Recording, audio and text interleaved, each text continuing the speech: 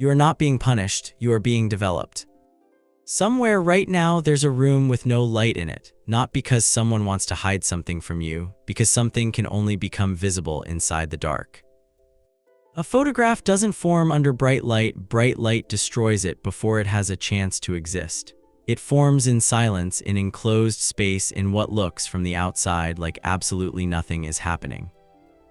No motion, no sound, no progress you could point to and say, there, that's working. That's the room you're standing in right now. You didn't choose this room. Maybe the friends stopped calling and you don't know exactly when it happened. You just noticed the silence one day, sitting in your kitchen, and realized it had been weeks. Maybe the noise you used to fill your evenings with quietly disappeared, the group chats went cold, the invitations stopped coming, the version of your life that used to feel crowded now feels like an empty hallway with your own footsteps echoing back at you. You lie awake and the silence has a weight to it, like it's pressing on your chest instead of resting beside you. You've started to wonder if something is wrong with you. If you did something to deserve this, if God simply looked away and forgot to leave a note explaining why. Here's what nobody sat you down and explained. The image was already on the film. It was there before the isolation started, before the phone got quiet, before the room emptied out. Your character, your calling, the exact shape of what you were built to become, none of that is being created right now in this silence. It's being revealed, and revealing something that's already there requires the one condition you've spent this entire season resenting. Darkness, not evil, not absence, a specific necessary kind of darkness. Every image that has ever developed, physically, chemically, in a lab with red safety lights and trays of solution, required a space sealed off from light long enough for the exposure to complete. If you'd opened that door even once, even for a single second, you would have flooded the paper with light and erased the picture permanently. Not damaged it, erased it. Gone. The very thing that felt like an interruption to your life is the exact mechanism that made the picture possible at all. You've been treating your isolation like an interruption. It isn't one, it's the process itself. Watch what actually happens the moment the noise disappears if you're honest with yourself. The urge to check your phone every 4 minutes, still there, but underneath it, something else starts to surface. An urge to actually think, uninterrupted, for the first time in longer than you can remember.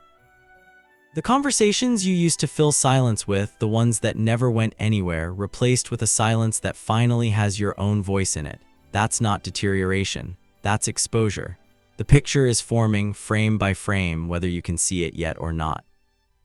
There's a term for part of what's happening to you, and it has nothing to do with religion at first glance: identity consolidation.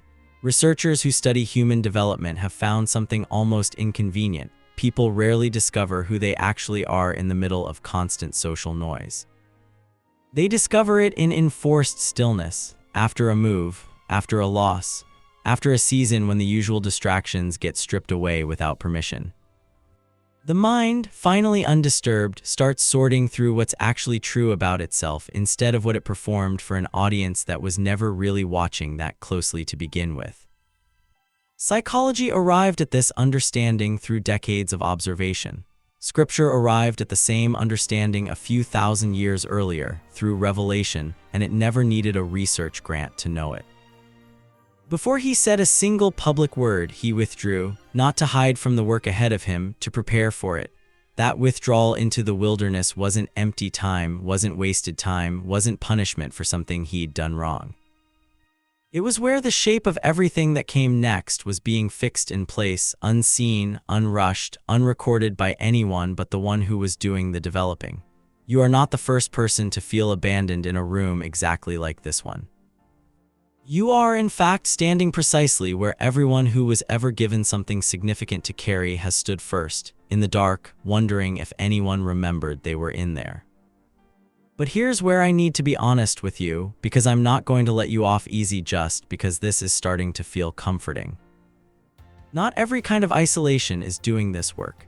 If your isolation is bitterness wearing the costume of solitude, if you're alone because you pushed everyone out with resentment you never dealt with, if the silence is filled with replaying every way people have wronged you instead of anything else, that room isn't developing anything. That room is rotting. There's a difference between a dark room and a tomb, and the difference isn't the silence, because both are silent. The difference is what's happening inside it. One room is producing an image. The other room is producing decay, and decay doesn't announce itself. It just quietly spreads until there's nothing left to develop at all. So ask yourself the question that actually matters here, the one underneath all the others. In this quiet, are you drawing closer to who you were made to be, or are you drowning in who you're afraid you already are? Because from the outside, those two things look almost identical. Both are quiet, both are lonely, both look to everyone watching like nothing is happening. Here's how you actually tell them apart. In a darkroom season, you find yourself praying more honestly than you have in years, not performing words for an audience, just talking, the way you'd talk to someone sitting in the room with you, because you're starting to sense someone actually is. You find old ambitions and old wounds surfacing at the exact same time, because the image forming includes both what you're capable of becoming and what needs to heal before you're strong enough to carry it. You find a strange, stubborn hope showing up in moments it has no logical right to show up in, not because your circumstances changed, but because something underneath your circumstances is finally becoming visible to you. That hope is not naivety. That hope is the first faint lines of the image appearing on the paper before you can even make out what it is yet. And there is a moment every single developing image reaches it, where the picture is almost fully formed but not yet fixed in place. This is the most fragile point in the entire process, more fragile than the beginning, because by now you've invested months of silence, months of nobody around you understanding what you were actually going through, and right before the image sets permanently, the temptation isn't to quit loudly. It's quieter than that. It's the moment you can't stand one more day of not being able to see the picture clearly yet, so you reach for something to flood the room with, a relationship you know isn't right, a distraction that promises relief you can already tell won't last, noise for the sake of noise. And the picture that was seconds from finishing gets washed out, not destroyed forever. But the process has to start over in a new room at a cost that could have been avoided entirely if you had just stayed a little longer in the dark you were so desperate to escape.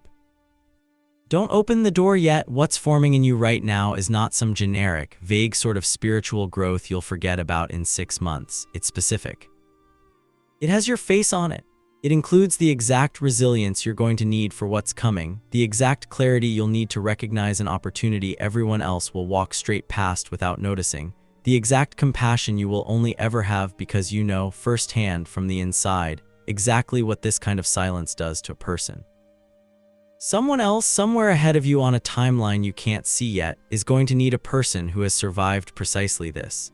And you are being developed into that person right now, in this room, whether you can see the image yet or not. The room will not stay sealed forever. It never does. Every process like this one has a moment where the door finally opens, where the image gets carried out into a light it was actually strong enough to withstand all along, because it was fixed properly in its own time, at its own pace. You will know when that moment arrives, because you won't need anyone to announce it to you.